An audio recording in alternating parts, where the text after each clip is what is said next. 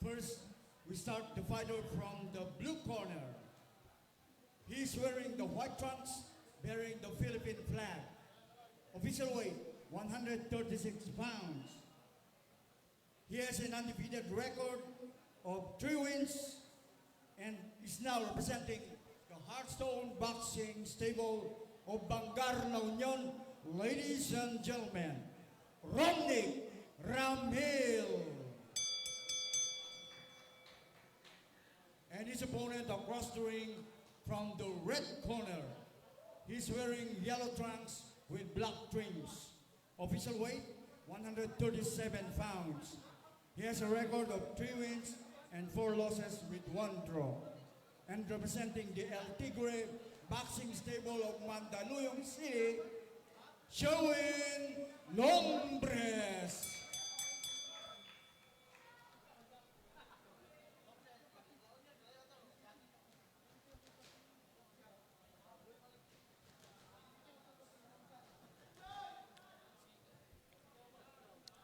We are heading our next bout in a catchweight 136. Sherwin Lombres of El Tigre Boxing Gym in Mandaluyong against an undefeated fighter from Hardstone Moniz Boxing Stable from Bangar La Union, Romnick Ramil.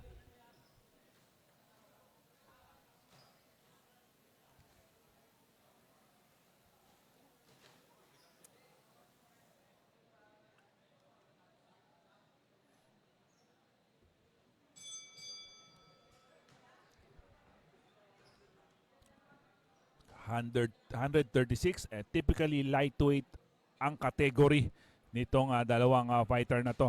Yung Lombres nakaputi, yung Ramil nakaputi at yung Lombres naka gold and black. Bigger fighter talaga yung Ramil, Romnick Ramil, but the younger fighter, kita mo yung raw ability niya. Oh,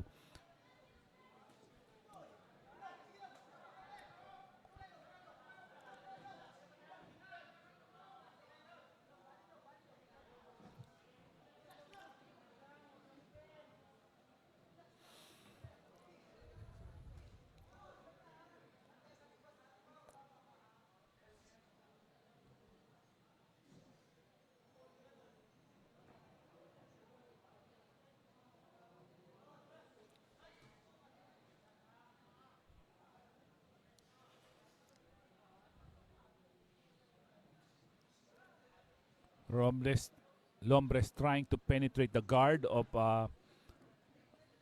Ramil.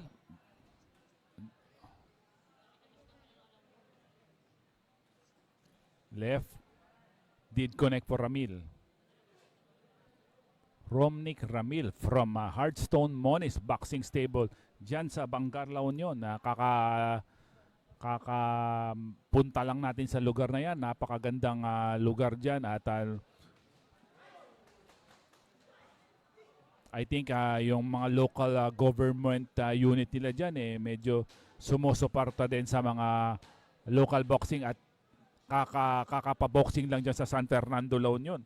At quite successful also ang nanguna dyan yung Hardstone Moniz dyan sa San Fernando La Union. Though that body did connect for Lombres. Oh, yung left na counter ng Lombres partially connected to the chin of Romnick Ramil.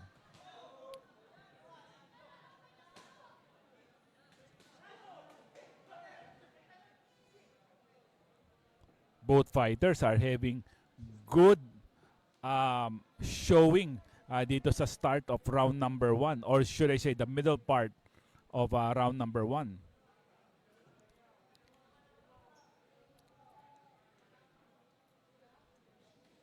Oh, that body connected for Lombres.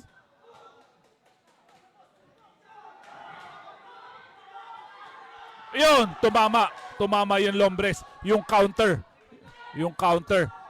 na lagi niyang kinakasa did connect on that occasion for Lombres. End of round number 1. A automatic 10-8 round for Sherwin Lombres. Panoorin natin ang replay.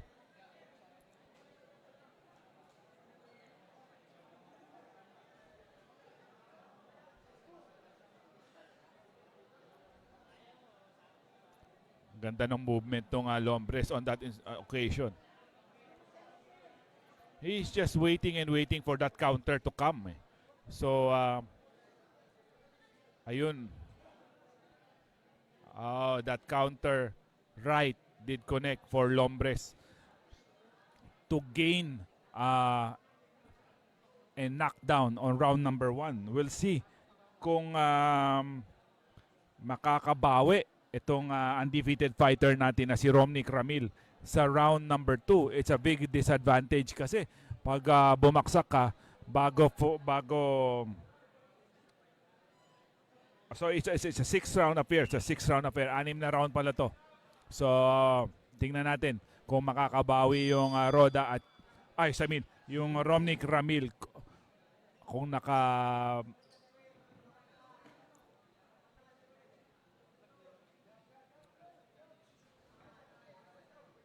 again, Lombres is playing a waiting game.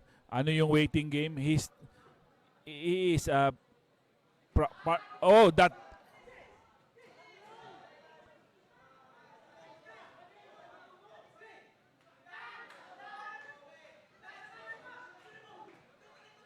two fighters are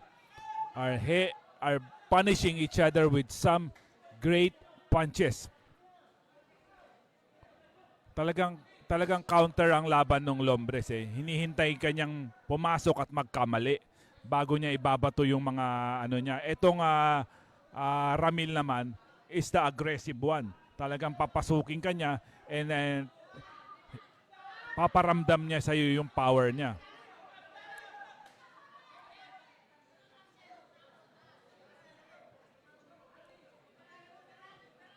Again, that 1-2.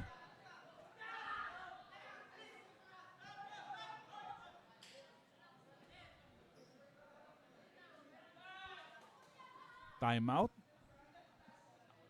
Both fighters are given instruction or warning by Eduardo Nobleza, our third man in the ring.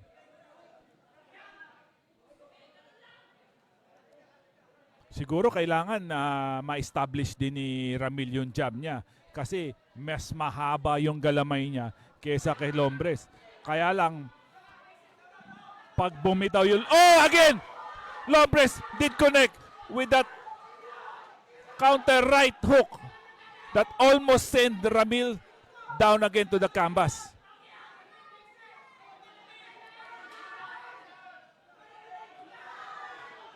Now,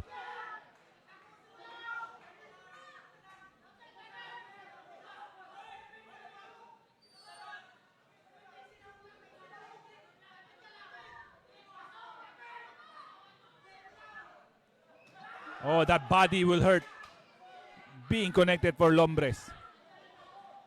In my gut feeling, si Ramil medyo a little bit gaze and daze dito sa laban na to. Medyo parang nahihilo pa siya or something. I don't know if pero bumawi siya ng 1-2 combination doon.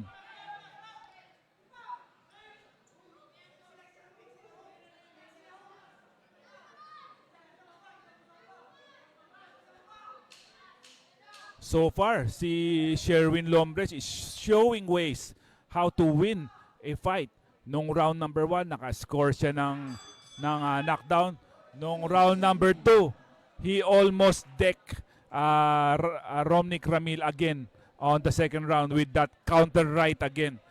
So, it's pretty much safe to say na in my eyes medyo nakuha nung Sherwin Lombres yung first and second round.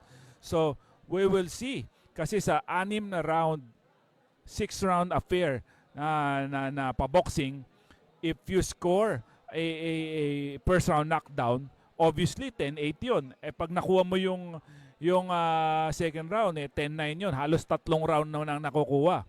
So I think yung Romnick Ramil must do a little bit more effort para man-neutralize yung dalawang round na probably na nakuha ni Lombres.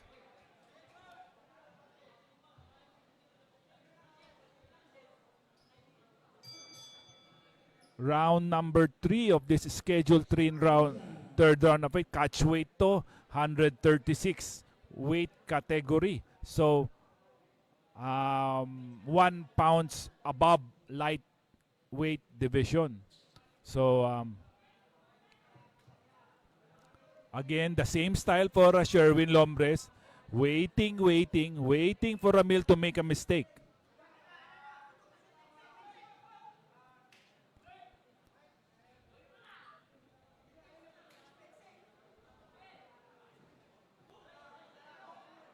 Siguro pareho rin yung instruction. Oh, again, that hook did connect again for Sherwin Lombres. Hindi nababasa ni Ramil yun. But Ramil did also exert some effort. Tinamaan din niya si Lombres ng straight. Siguro yung instruction ng corner ni Ramil is to do a little bit more sa round number 3 because dehado siya sa scoring in my own opinion. Right now, medyo ano na siya, mas makisig at mas marami na ang suntok na pinauulan ni Roda.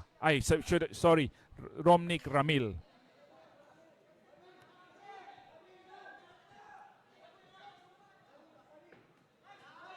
Oh, Ramil did connected also. Overhand ni hindi tumama.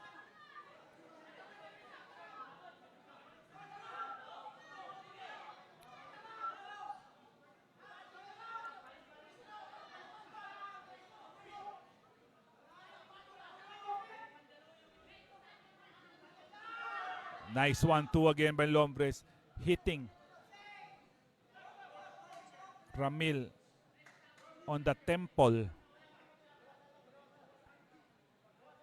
What a nice 3 round for Lombres so far. Kahit nandito sa tail end of round number 3, maganda yung pinapakita ng Lombres. Oh, that overhand did connect again for Lombres. Yun ang dapat ang ginagawa ni Ramil. Kailangan ihulog niya yung jab niya. Kailangan ihulog niya yung jab niya para hindi makapasok yung Lombres. Oh, what a flurry by Lombres on the last 15 seconds of round number 3.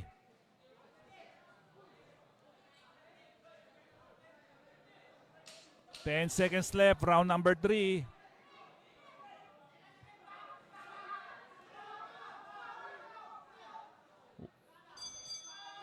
What a way to end round number 3 with that flurry from Lombres.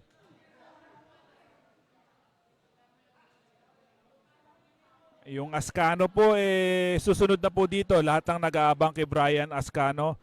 His next bout will be following after this fight.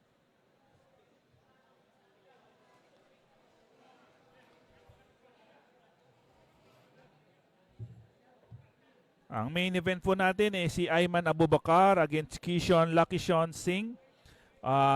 One Malaysian versus an Indian is for the vacant WBC Asia Super Featherweight title. Mamaya pa po yan. Meron pa po tayong 3 laban bago mag-main event. So round number 4 na po tayo. And with the way I look at it, kailangan talaga magtrabaho na yung Romnick Ramil on this round 4. And pataas, kailangan talaga mag-accelerate na siya ng effort. And to do something drastic, for me kailangan niya ng itrabaho, araruhin ang 4, 5, and 6 for him to have a game chance on winning this fight.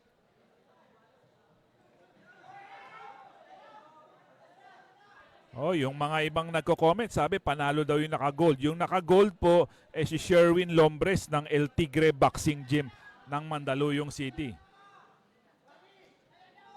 Oh, tumama ng... Oh, that overhand did connect again. And almost chopped the head of Ramil. The same punches na binabato ni Lombres Yun talaga ang nagiging decider dito sa laban na to, yung overhand. Tsaka mukhang ensayado talaga yung both fighters, especially sa ganitong multitude, yung malalaking mga weight category. Kailangan talaga ensayado ka dito. Kamusta po kay Lawrence Rosas from Palawan? Kamusta?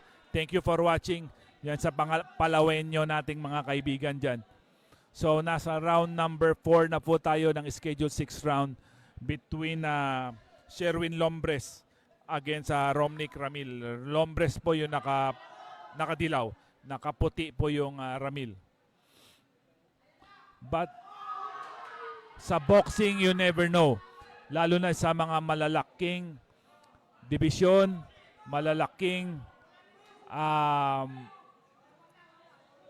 mga boksingero, I think hindi pa tapos ang lahat.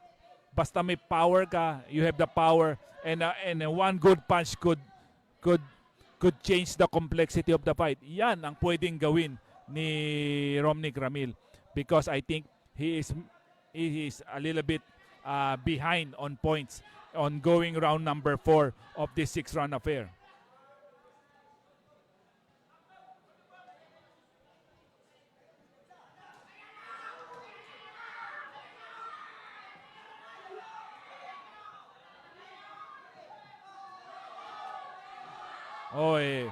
Ramil is staggered with that combination from Lombres.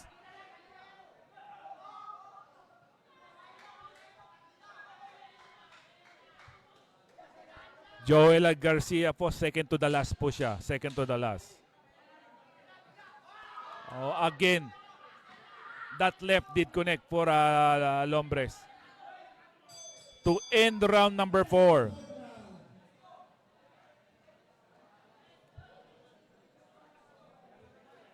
As we see the action on round number 4.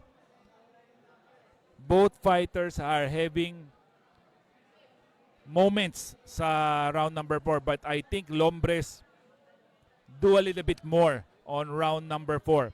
Yung Lombres po yung nasa dilaw at he represents El Tigre Boxing Gym in Mandaluyong City. Kanina ko po sinasabi that Romnick Ramil as early as round number 3 ay kailangan niya nang i-accelerate yung effort niya, because I will just give you a quick update. Nung round number 1 bumaksak po si Ramil, at yung round number 2 almost po bumagsak ulit siya nung round number 2. So we'll see.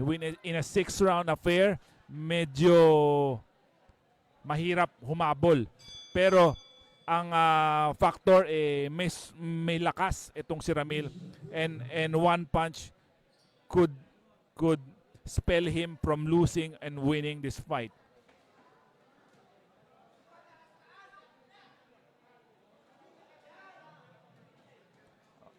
Kamusta po sa isang fighter natin, Joseph Ambo? Kamusta, and all the best sa career mo as we go to round number 5 of this lightweight matchup between Sherwin Lombres and Romnick Ramil.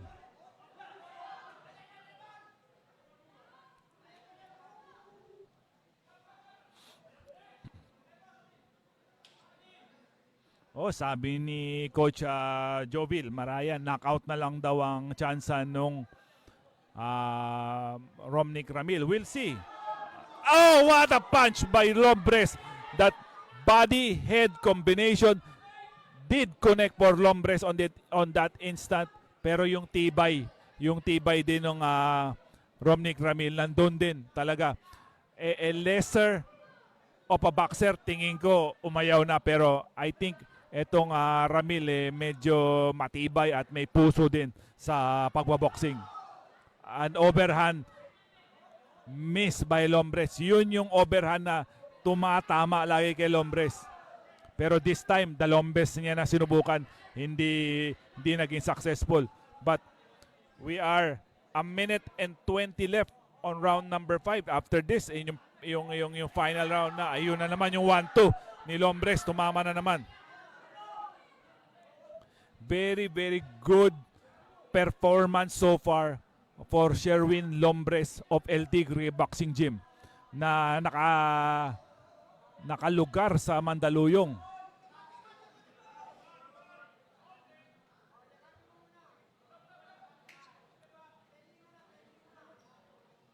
Oh, sabi ni Jobert Buhat na ka-stablemate ni Romnick Ramil, gamitin daw yung upper. So that body did connect also.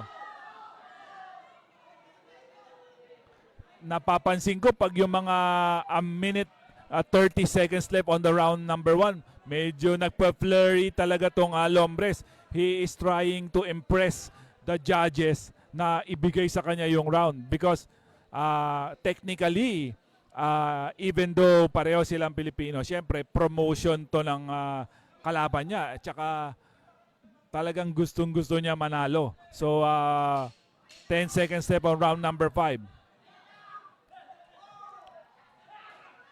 Oh, napakalakas na hook yun that misses by Lombres.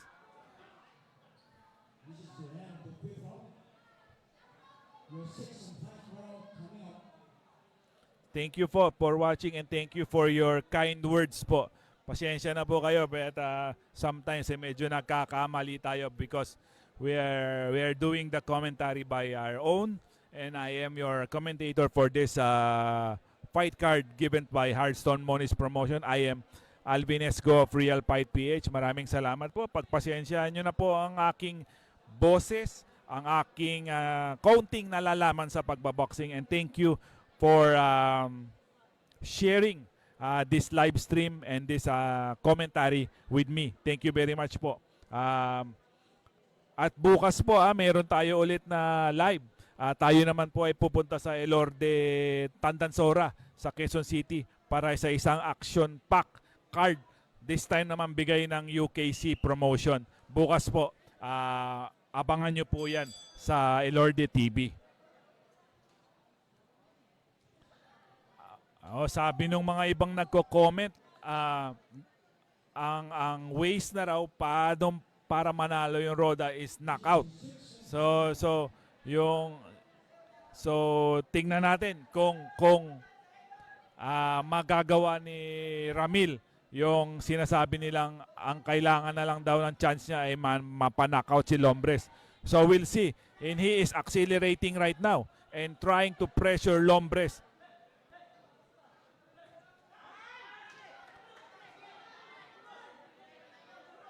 Yan lang siguro ang instruction sa kanya ng corner as for Roda o Ramil na tumama siya doon. Tumama siya ng isang malakas na kanan doon. I'm speaking about Ramil. So, yan na ba ang chance niya to stagger Lombres? We'll see.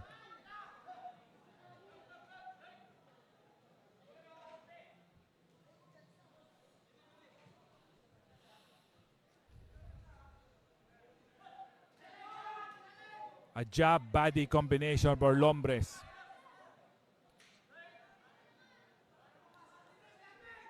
A minute and 40 left. Final round na po tayo nitong laban na to. Napaka-exciting na laban na to. Napaka-entertaining. At meron pa po kayong panahon para pumunta dito sa Elorde Grand Ballroom para mapanood ng live kasi po ang main event natin ay WBC Championship.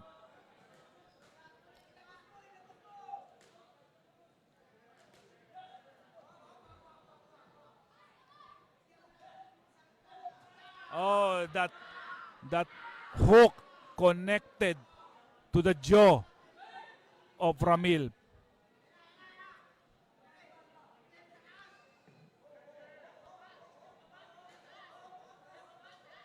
I think Ramil has 50 seconds left to do something drastic dito sa laban na to. Or else, baka hindi siya pala rin sa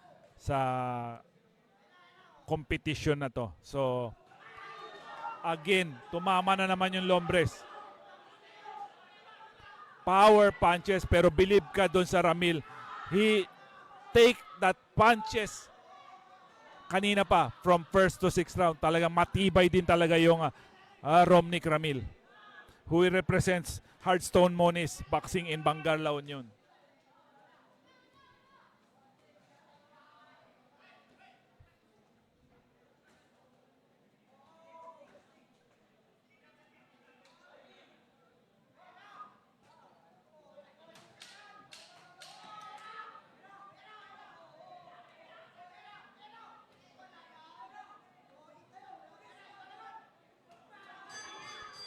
End of the fight. We'll see the official decision of the fight in a little bit.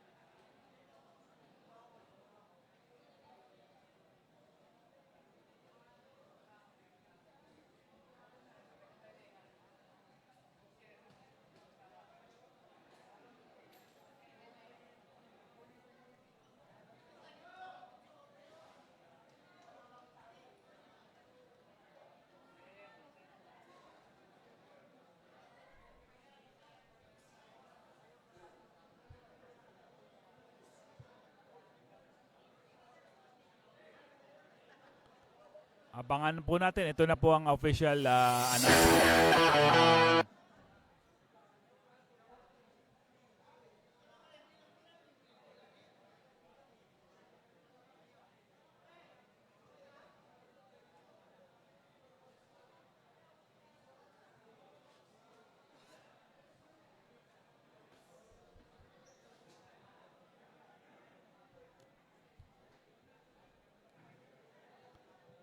As we await for the official decision, I kindly like and follow Ilorde TV para sa pag-maintain na syempre may mga mini-maintain din kaming mga so malaking bagay po kung i-like, i-share ninyo at mag-follow kayo sa page ng Ilorde TV. Bukas po, meron na naman po kaming live ng libre given to you by Ilorde TV. Pero hindi pa po tayo tapos ngayon. Meron pa po tayong 4 na laban dito sa fight card na to. Ladies and gentlemen, after 6 rounds of exciting boxing, we go to the scorecards. Judge Silvestre Baeza has it 58 to 55 for Lumbres. Judge Albi Oxol has it 57 to 57. He has it even. And Judge Neil Lopez scores it 60 to 53, also for Lumbres. The winner by majority decision, Sherwin Lumbres. Sherwin Lumbres winning